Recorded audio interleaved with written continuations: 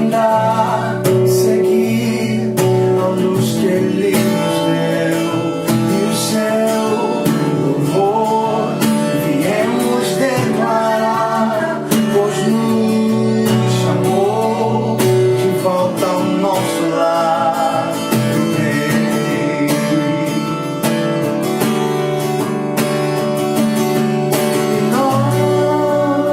Nós viemos celebrar ao Rei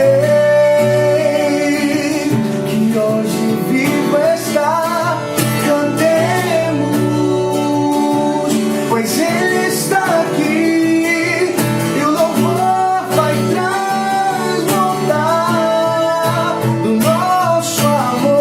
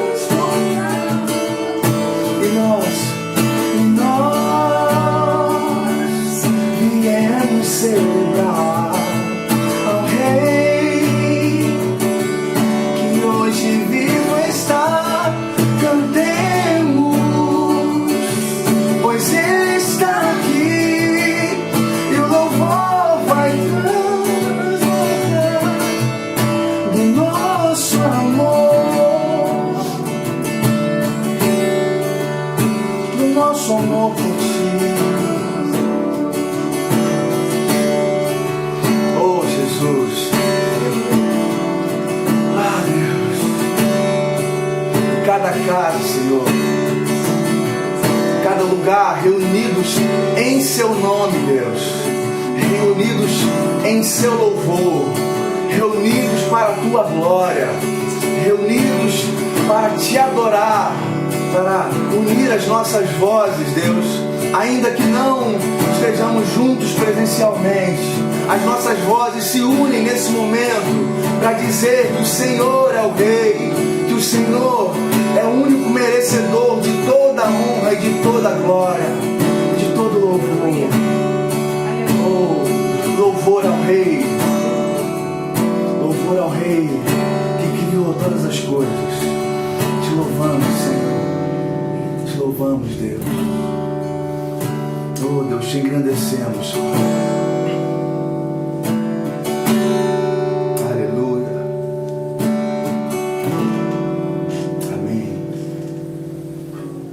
Amém.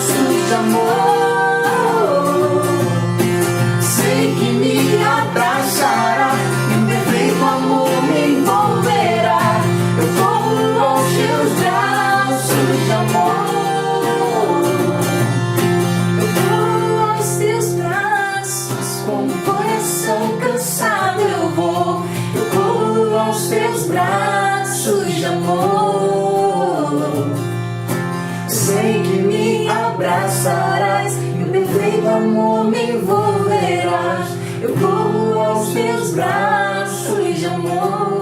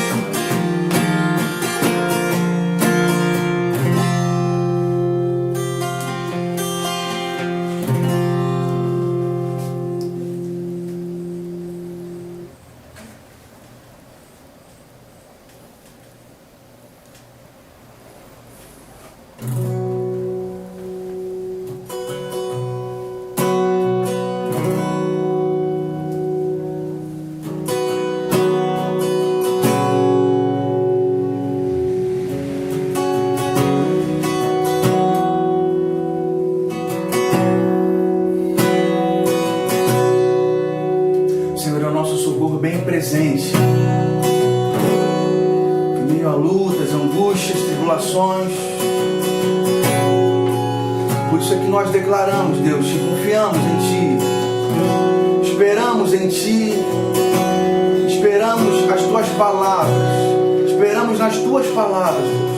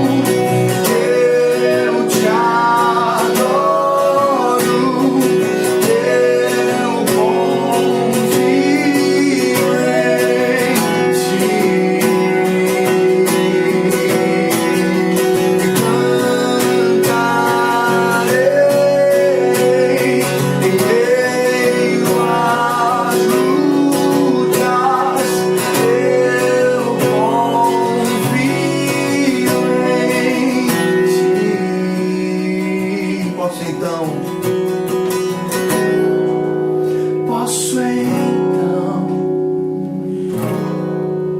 me aquietar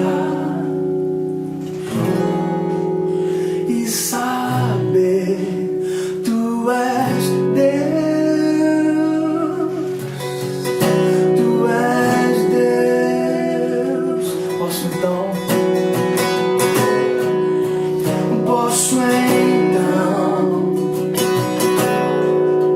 me aquietar e saber tu és Deus, tu és Deus.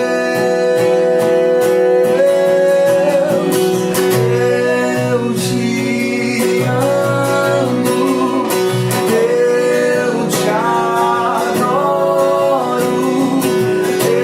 eu confio em ti.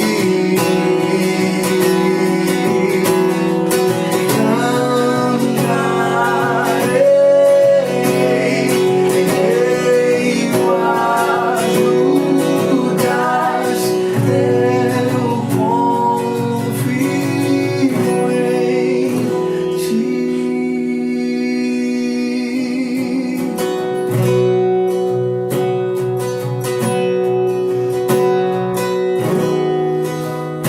eu confio em ti. Eu confio em ti, Senhor.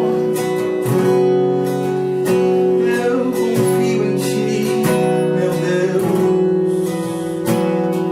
Confio em ti, Senhor. Amém. Amém.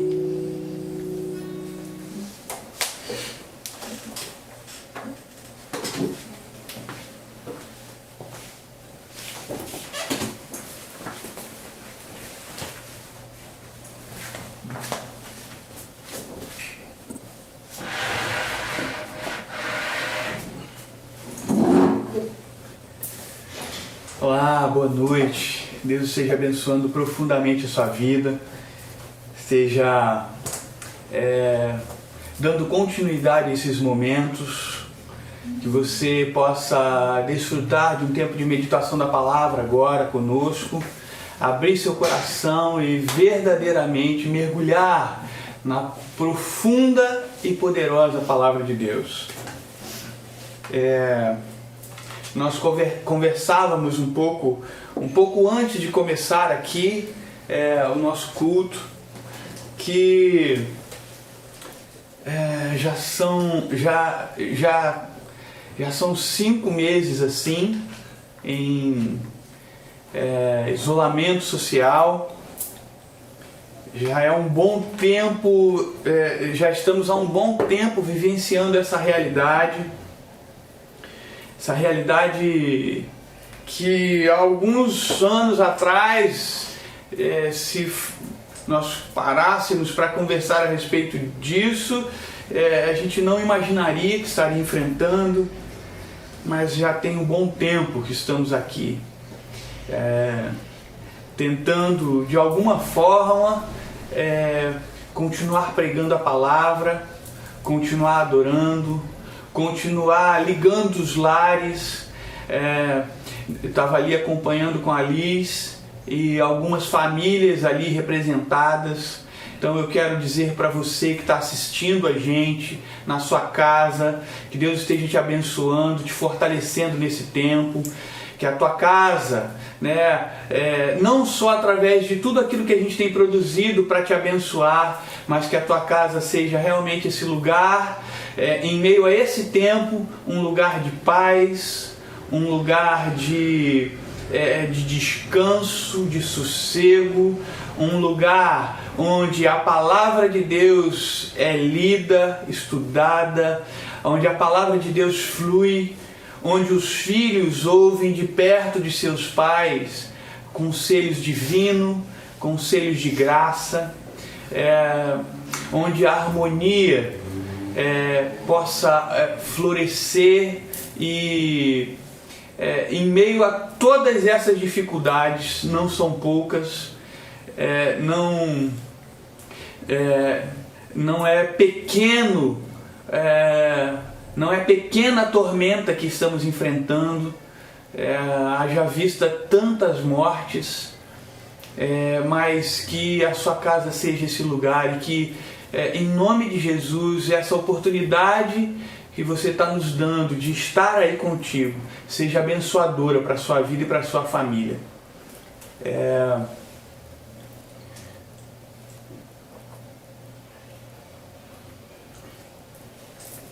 Que Deus esteja operando poderosamente em nós e através de nós. Eu separei uma palavra da parte de Deus. Vez por outra eu digo isso, né? Semana passada nós encerramos com a Santa Ceia, uma mensagem que foi crescendo e se tornou duas, né? Toda vez que eu palavra da parte de Deus, paro para ouvir o que Deus está falando, eu sinto verdadeiramente que Deus tem me alimentado. Então os momentos de estudo e de busca são momentos de enchimento, e eu queria te inspirar a isso. Vá à palavra com sede, com fome, e acredite, Deus tem sempre um banquete para você. Eu vou te falar que eu tive que ficar me segurando para não fazer dessa mensagem mais 2 ou 3, mas fiz algumas anotações aqui. Eu queria falar e partilhar contigo um texto de 2 Coríntios capítulo 6.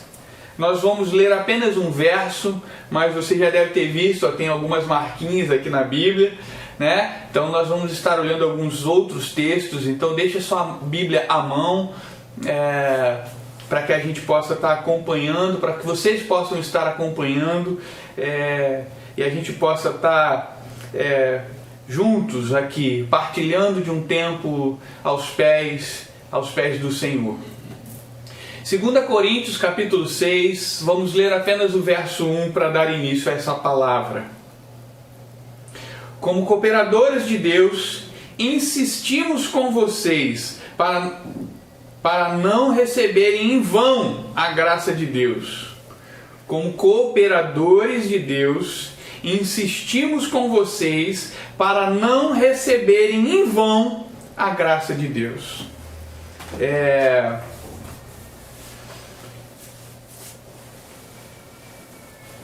Eu olho para esse texto, eu tento imaginar essa fala de Paulo aos Coríntios.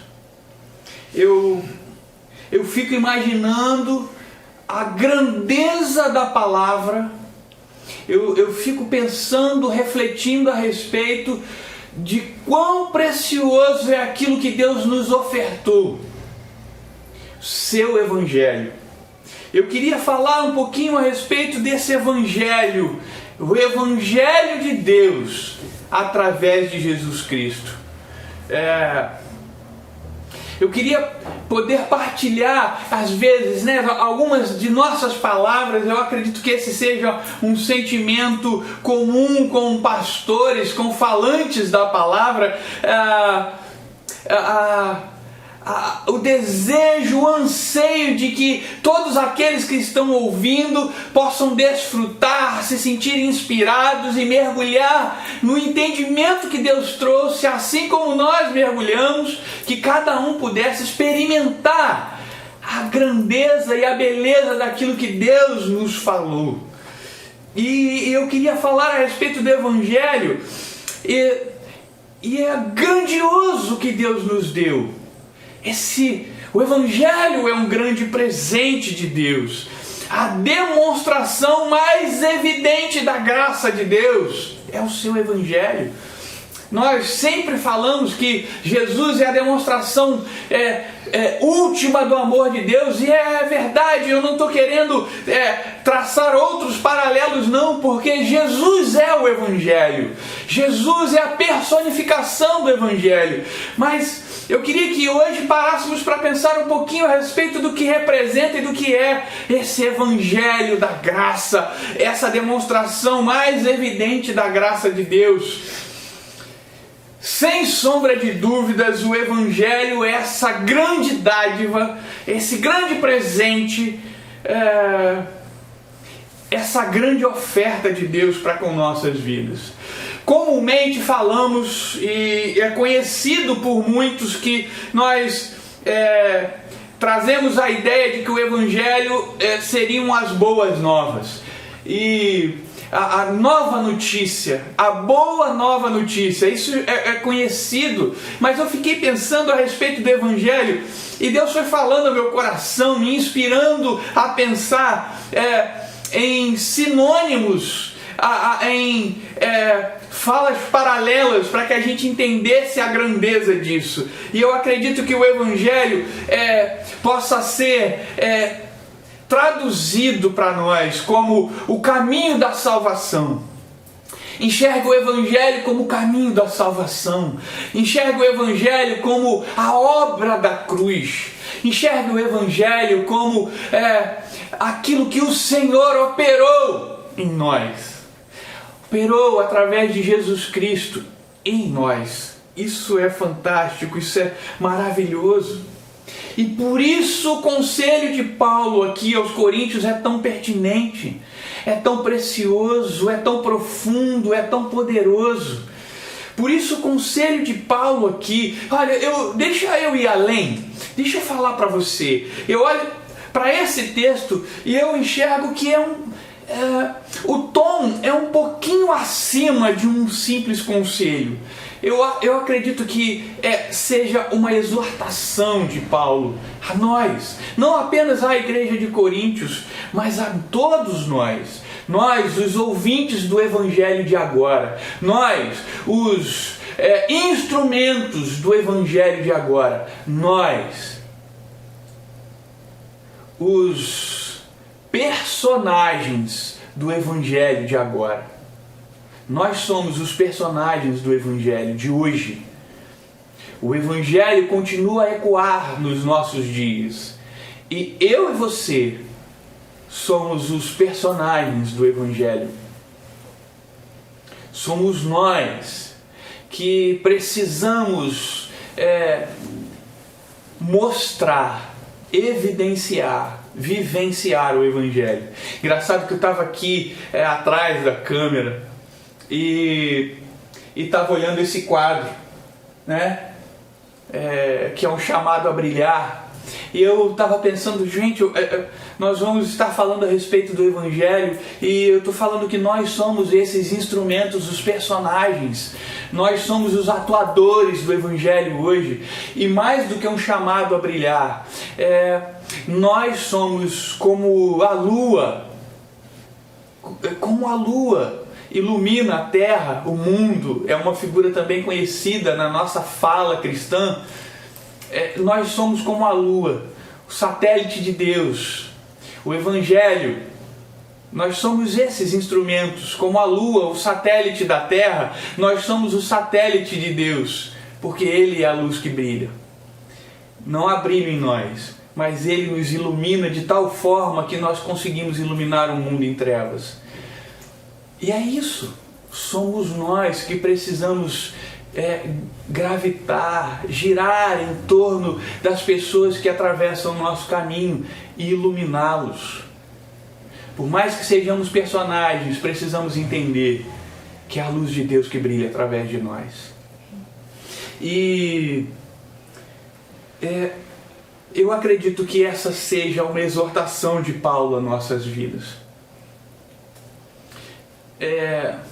A exortação, esse verso fala, não faça do evangelho, na minha linguagem não faça do evangelho algo banal, não faça do evangelho de Deus algo vão, não faça do evangelho de Deus algo menor, não faça do evangelho de Deus algo fútil, que você prega quando sente vontade, que você evidencia o evangelho quando é conveniente.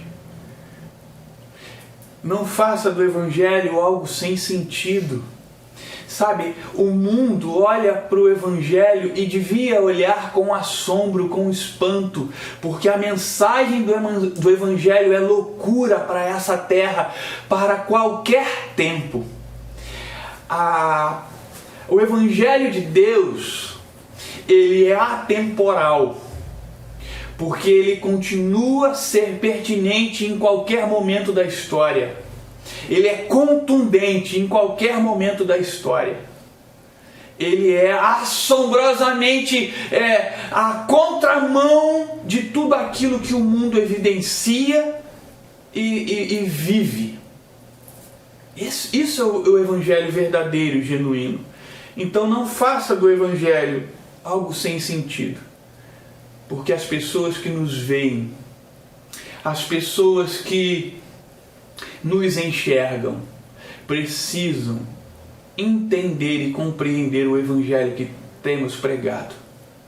E eu digo mais, o Evangelho que temos vivido, porque precisamos ser o Evangelho de Jesus.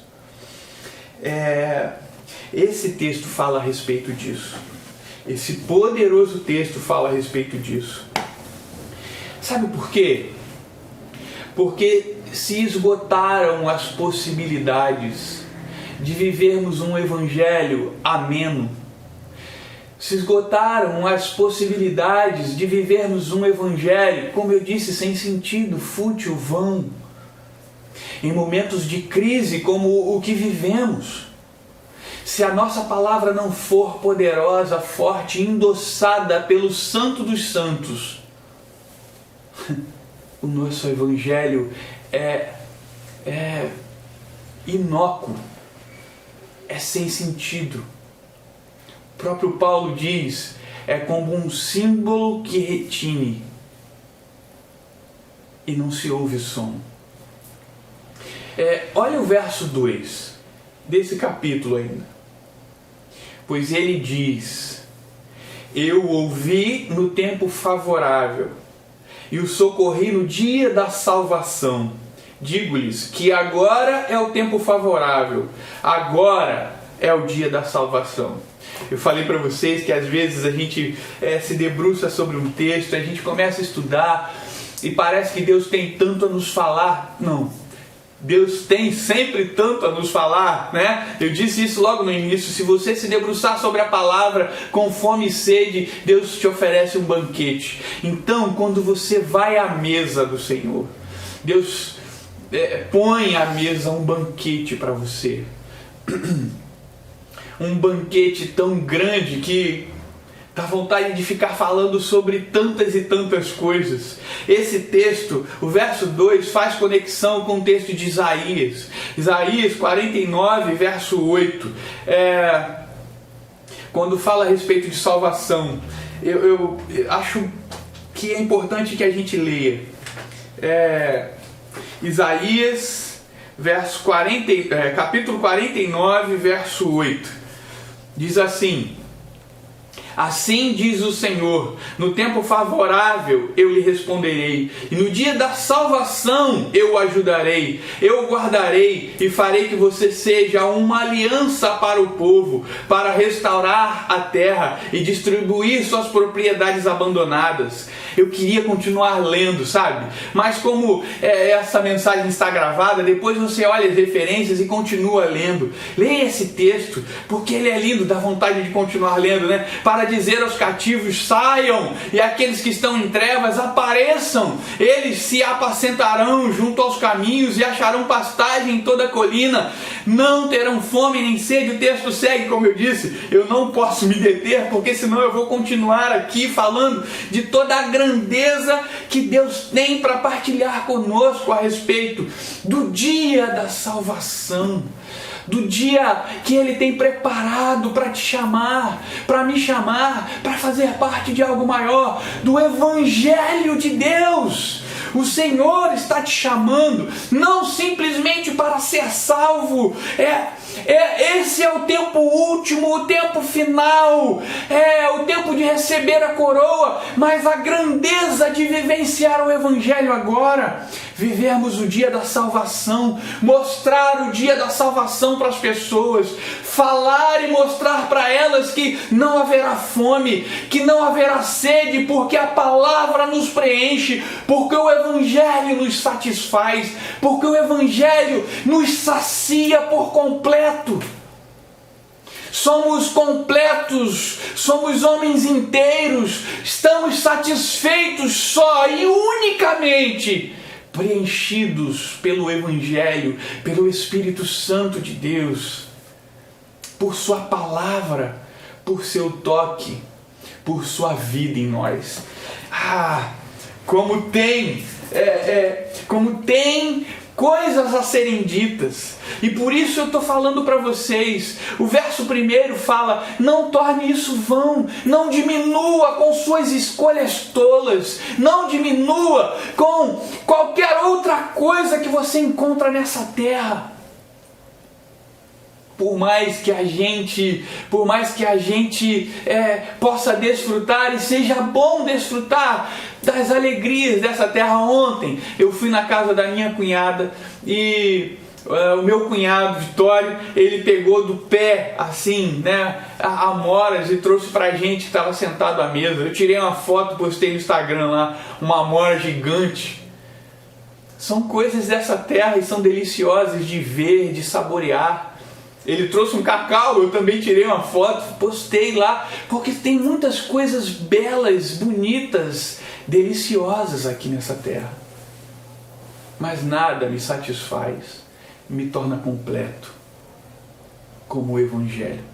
Então não torne o Evangelho vão, sem sentido. E o verso 2 fala assim: já acabou o tempo das desculpas. Já acabou o tempo de você trocar o seu tempo por coisas banais, vãs, pequenas dessa terra. Está na hora de você colocar em prática o Evangelho de Jesus, de você abraçar o Evangelho de Jesus. No tempo da oportunidade favorável, e esse texto fala que esse é o tempo favorável. Eu ouvi no tempo favorável. É a primeira sentença do verso 2. No tempo favorável. Deus nos atende, Deus nos encontra, Deus nos socorre. Mas agora, quando recebemos o Evangelho, quando entendemos o chamado do reino, e ouve do fundo do seu coração, abre o seu coração para ouvir essa palavra. Há um chamado que ecoa através da eternidade, de partilharmos do reino de Deus.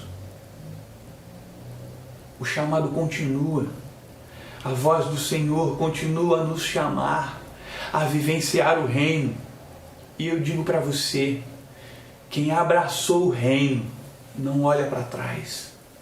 Quem abraçou o reino entendeu uma coisa: que hoje é o tempo de agir. Agora é o tempo de agir.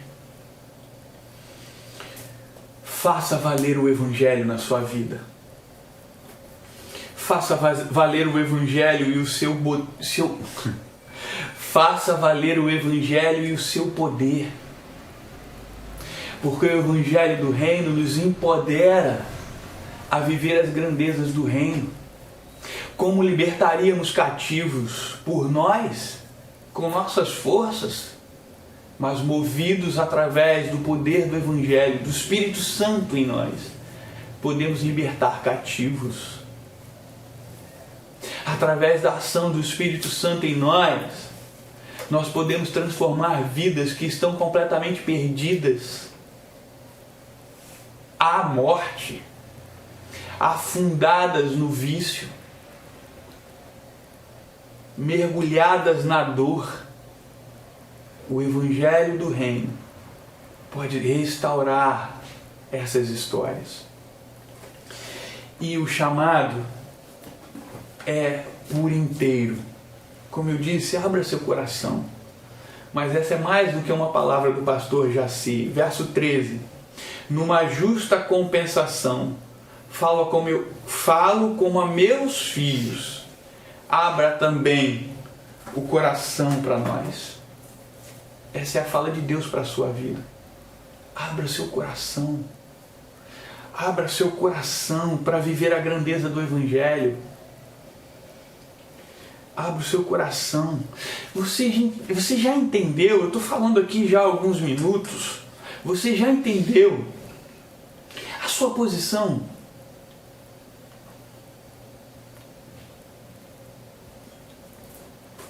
Você já entendeu? Você já entendeu a sua posição? Nós somos santuários de Deus. Nós somos templos de Deus. Verso 16.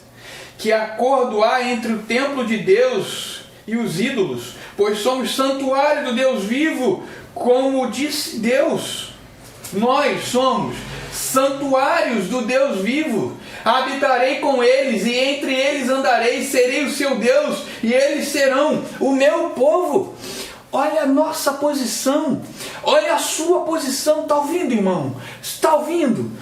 Talvez a gente se diminua diante da grandeza do chamado do reino, diante das maravilhas do Evangelho, e você diga: eu sou capaz, eu não sou um instrumento digno, e não somos mesmo. Eu te digo com toda a autoridade, sem medo de errar, mas com o entendimento de que essa palavra não é uma palavra derrotista, e muito pelo contrário, é uma palavra de exaltação, de inspiração. Não somos capazes, mas através da ação do Espírito Santo, através da ação do Espírito Santo de Deus em nós, podemos fazer proezas, coisas muito maiores do que o nosso entendimento, porque somos santuários de Deus. Nós somos o templo do Espírito Santo, onde Deus decidiu habitar.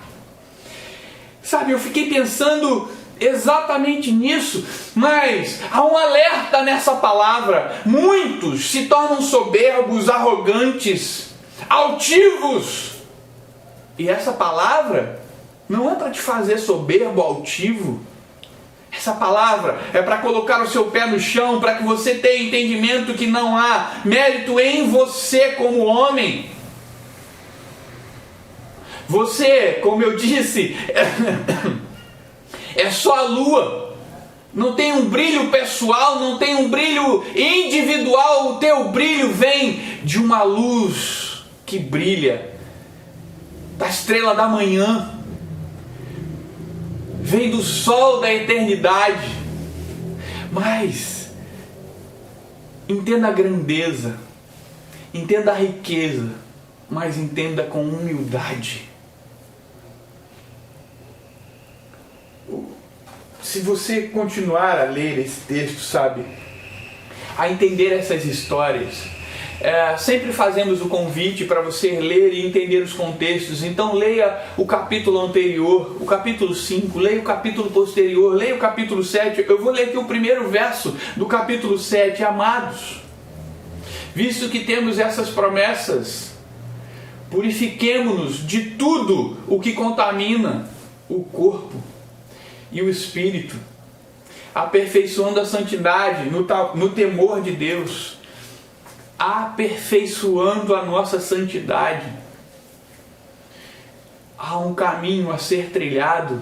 Não se ensoberbeça, não se torne arrogante achando que porque o Espírito de Deus está em você, você já é um ser perfeito, completamente iluminado, capaz de todas as coisas. Não. Entenda que há um caminho de santidade a ser percorrido diariamente. O chamado do reino é isso. Diariamente fortalecidos, diariamente cheios, diariamente se banqueteando com aquilo que o Senhor põe à mesa. Então, nós precisamos entender isso, sem soberba, sem arrogância, humildemente entendendo que diariamente somos aperfeiçoados pela ação de Deus em nós. Nós somos templos do Espírito Santo que diariamente precisam ser edificados, reedificados. sempre temos como crescer. Ouça, você tem sempre para onde crescer nas mãos de Deus. Deus tem sempre mais a te ofertar. Se você se vê como soberbo, arrogante, cheio de si, totalmente capaz, Deus fala assim, não tenho mais nada para te dar. Mas quando voltamos ao Senhor, com mãos vazias, Ele continua a colocar sobre nossas mãos aquilo que Ele tem para nós. Porque, como eu disse, precisamos brilhar para essa terra. Precisamos brilhar para aqueles que ainda não entenderam a grandeza do Evangelho, a grandeza do chamado do Reino. Há sempre espaço para nós evoluirmos na nossa fé, para crescermos na nossa fé cristã. E é legal a gente perceber o caminho que Paulo desenhou para que houvesse entendimento para nós hoje. Ele fala a respeito da separação entre o sagrado e o profano aqui neste primeiro verso do capítulo 7. Se você olhar Filipenses 4:8, você vai entender um pouco melhor. No vídeo editado eu vou colocar esse texto aí, não vou ler não, mas dá uma olhadinha nesse texto. Filipenses 4:8. É bom a gente perceber esse caminho que Paulo vai desenhando. É bom percebermos que Paulo vai fazendo a separação entre aquilo que é sagrado e aquilo que é profano.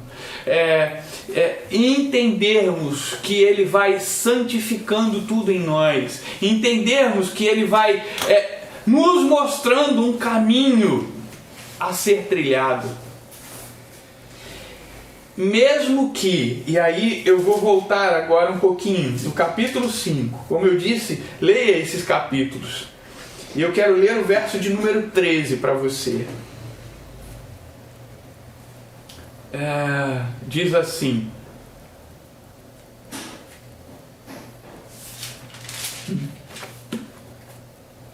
se enlouquecermos, é por amor de Deus. Se conservamos o juízo, é por amor a vocês. Nossa, isso aqui é muito legal. Se enlouquecemos, é por amor a Deus. Se conservamos o juízo, é por amor a vocês. Eu preciso entender isso aqui, né? E talvez esse entendimento seja facilitado através de uma outra versão da palavra. Tem uma versão chamada A Mensagem, de Eugene Peterson, que esse texto está descrito da seguinte forma: se eu agi loucamente, fiz isso por Deus. Se eu agi de maneira sensata, foi por vocês. O amor de Cristo me impulsiona a tais extremos. Seu amor tem a primeira e a última palavra em tudo que fazemos. Que fantástico! Que versão, né? Que leitura deste verso! Os inimigos de Paulo, aqueles que o questionavam, o inquiria, que o perseguia, eles sempre falavam que a postura de Paulo era insensata, eles acusavam Paulo de manias religiosas, e essas manias não eram totalmente sãs, não eram totalmente de Deus. Eles questionavam a conversão maravilhosa que Paulo descrevia ter tido lá no caminho de Damasco. Então esses inimigos colocavam em xeque a forma com que Paulo pregava, com que Paulo se colocava, com que Paulo ministrava o Evangelho. Mas quando a gente lê aqui essa versão de Eugene Peterson, fica muito claro. Alguns estudiosos, inclusive, deixam muito claro também que em nenhum lugar aqui de Coríntios, 1 e 2 Coríntios, nada na fala de Paulo que justificasse essas acusações dos seus inimigos. Mas quando a gente lê ali na versão A Mensagem, é maravilhoso entendermos maravilhoso compreendermos o que Paulo está querendo dizer. As suas ações loucas, extremas, são por amor a Deus. E quando ele se contém, é por conta das nossas limitações, de entender a grandeza do que Deus está fazendo na vida de Paulo. Nós somos muito assim, né? Nós somos grandes acusadores quando vemos coisas novas. As novidades nos assustam, mas quando olhamos para Paulo falar que talvez ele tenha trazido coisas novas, coisas maiores, coisas mais profundas, agido, impulsionado por amor a Deus, e as loucuras por amor ao Senhor, mas é maravilhoso ouvirmos quando ele diz assim: o seu amor tem a primeira e a última palavra em tudo aquilo que eu faço. Para mim isso é determinante. Eu encerro por aqui todas as explicações necessárias a respeito desse texto, falando a respeito daquilo que era justo, louco, sensato, insensato a respeito de Paulo. O amor de Deus para ele, o amor ao servir. E aí eu volto a essa mensagem: o amor ao pregar o Evangelho tem a primeira e a última palavra em tudo que ele faz. Eu e você precisamos perseguir isso. Perseguir com todas as nossas forças.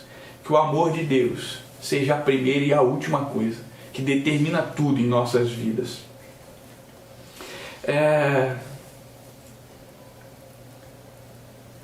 Se enlouquecemos, que seja por Cristo.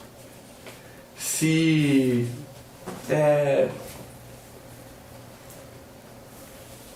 vamos aos extremos, que seja por amor a Cristo. A grandeza do Evangelho deve nos levar a ser cobertos, inspirados e movidos pelo seu Espírito. Se sujeita ao Espírito Santo. Se sujeita ao Espírito de Deus. Se sujeita ao Espírito que te renova, que te inspira e que te leva às loucuras por amor a Ele. Que sejamos loucura para esse mundo, mas que sejamos conhecidos, amados, reconhecidos no céu. O amor de Cristo te impulsiona a quê? Eu te faço essa pergunta.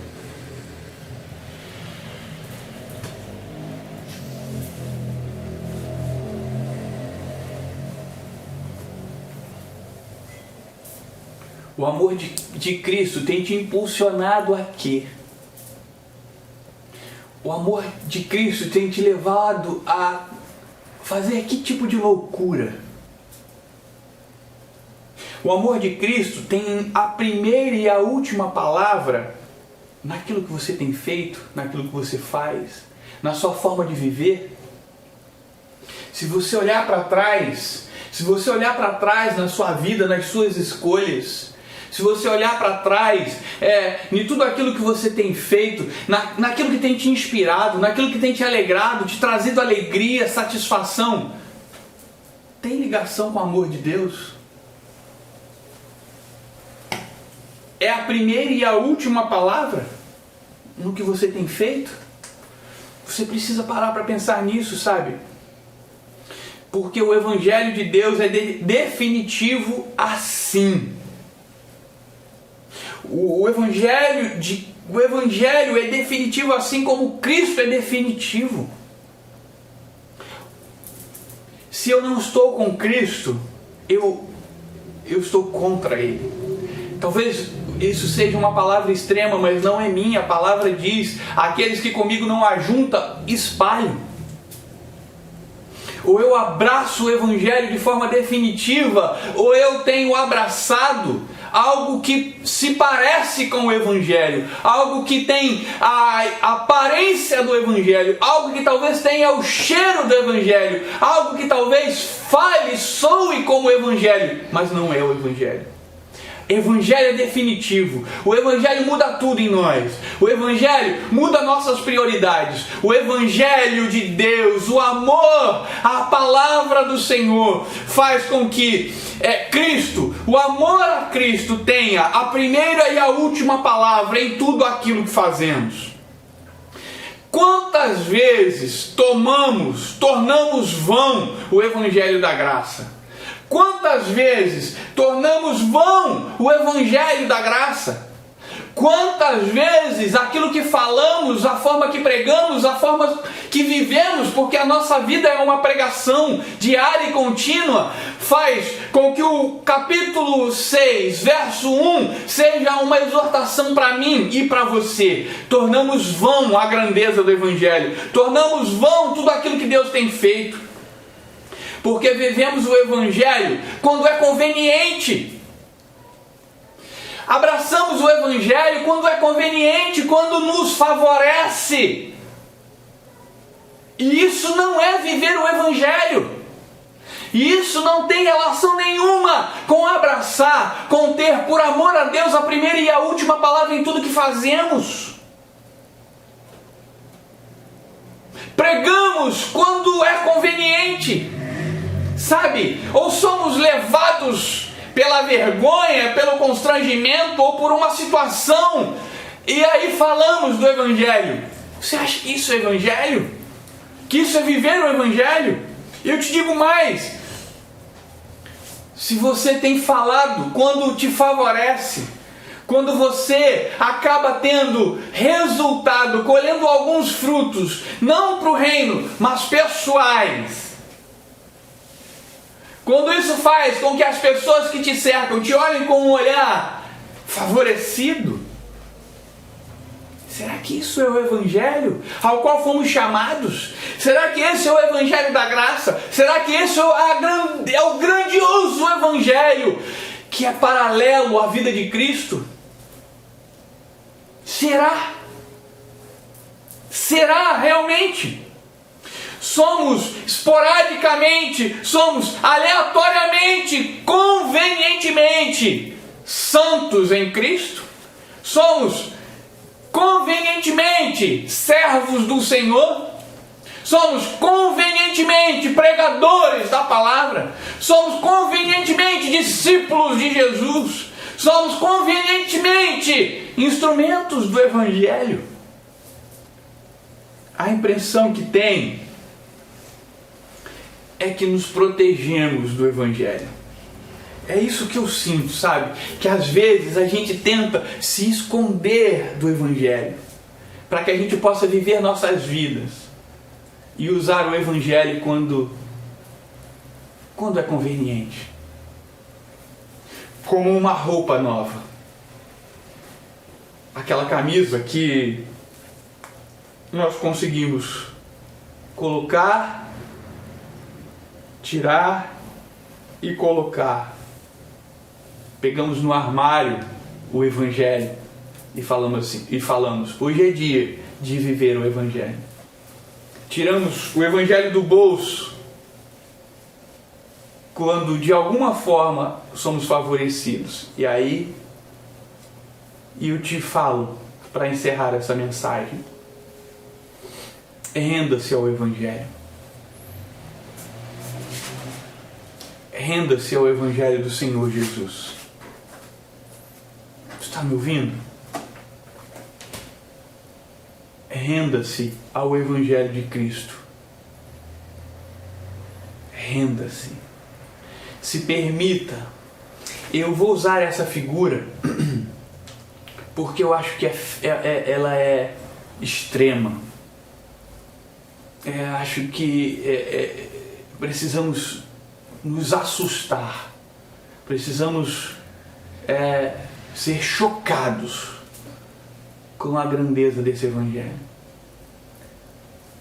Se permita ser banhado pelo sangue de Jesus.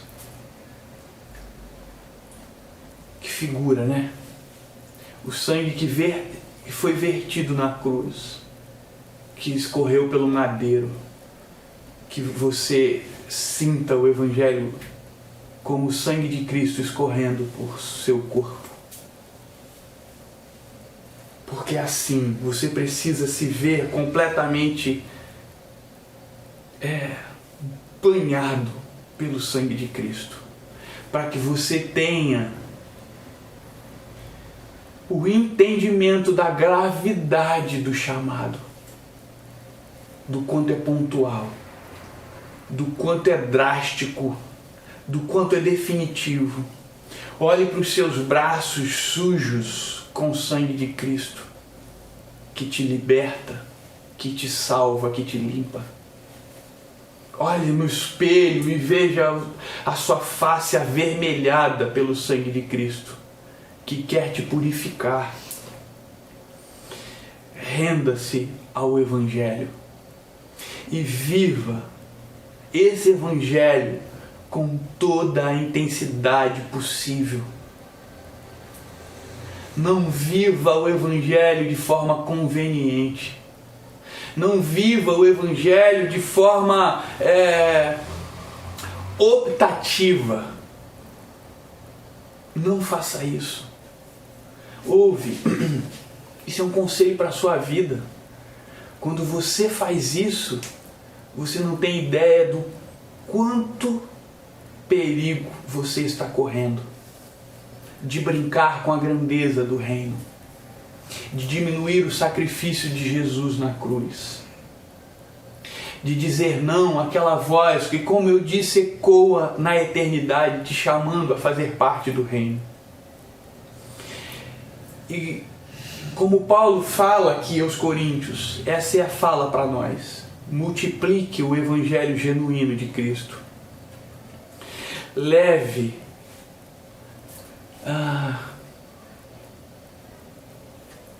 aqueles que atravessarem o seu caminho a viver intensamente esse amor por Cristo.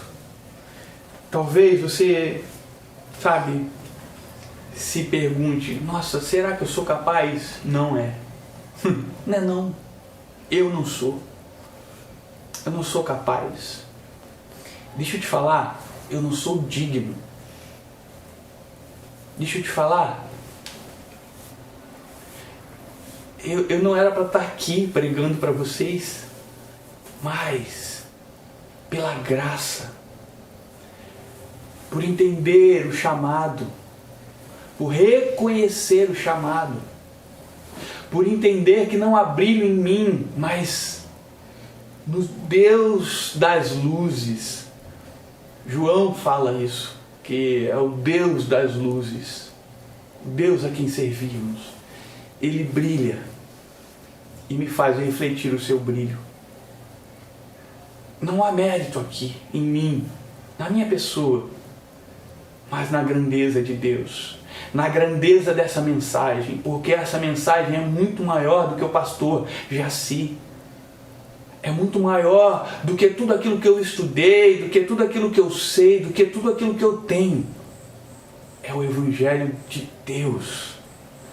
Então, não há honra na minha pessoa, não há dignidade, mas o Senhor escolheu, através desse instrumento falho, tornar-me instrumento da grandeza do seu Evangelho. Então, você não é capaz, como eu não sou. Mas se você se permite estar nas mãos de Deus, Ele faz de você um grande servo, um instrumento poderoso, definitivo, arrasador. E eu queria que você ficasse com essa fala de 2 Coríntios capítulo 5, verso 13, na versão de Eugene Peterson, sobretudo o final. Seu amor tem a primeira e a última palavra em tudo que fazemos. Viva o Evangelho nessa intensidade. Viva o Evangelho desse jeito. Porque eu não sei se você viver de outra forma, menor que isso, eu não sei se isso é Evangelho de verdade. Sou eu que estou falando para você. Mas esse é o meu conselho para a sua vida.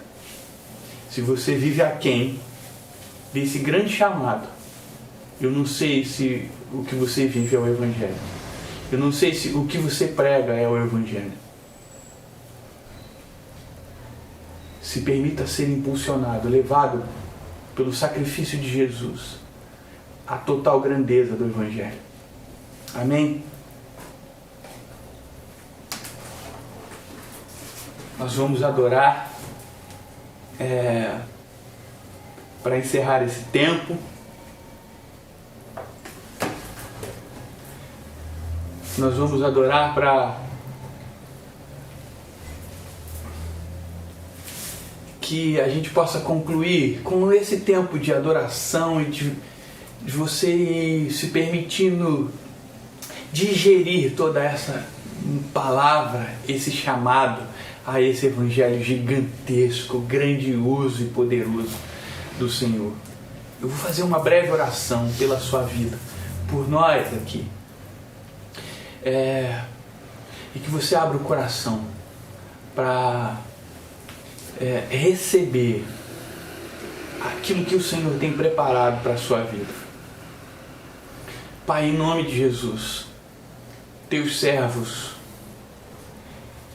aqueles que estão ouvindo, cada um deles ouviu do quanto é pontual o seu Evangelho, do quão grandioso é o seu Evangelho, do quão profundo é o chamado a viver o seu reino. E o Senhor trouxe ao nosso coração essa mensagem e o entendimento, que nos coloca com os pés no chão, que nos coloca no nosso devido lugar como servos, que não é por nosso mérito, não é por nossa capacidade ou condição, mas é por conta daquilo que o Senhor opera em nós. É por conta do brilho do Senhor que reflete em nossas vidas. Em nome de Jesus, que cada um possa abraçar a grandeza do seu Evangelho. Que cada um possa abraçar a grandeza do seu chamado. Que cada um consiga entender, em última instância, de uma forma definitiva, que fomos lavados pelo sangue de Cristo, nos tornados purificados, mas que essa marca do sangue continua sobre nós, para que a gente reconheça que não é uma graça barata. Vivemos uma graça cara, desfrutamos de uma graça cara, e em nome de Jesus, que cada um desses teus servos, vivendo em amor, vejam o quanto o Senhor tem para nos tornar empoderados como servos do reino. O quanto a tua luz pode refletir através de nós. O quanto nossas mãos e nossas palavras podem tocar os corações, transformar as vidas. Em nome de Jesus. Essa é a nossa oração, nosso pedido e agradecimento nessa noite. Que a graça, a paz, as consolações do Santo Espírito de Deus estejam sobre nós e visitem cada uma de nossas casas, em nome de Jesus. Amém. Amém.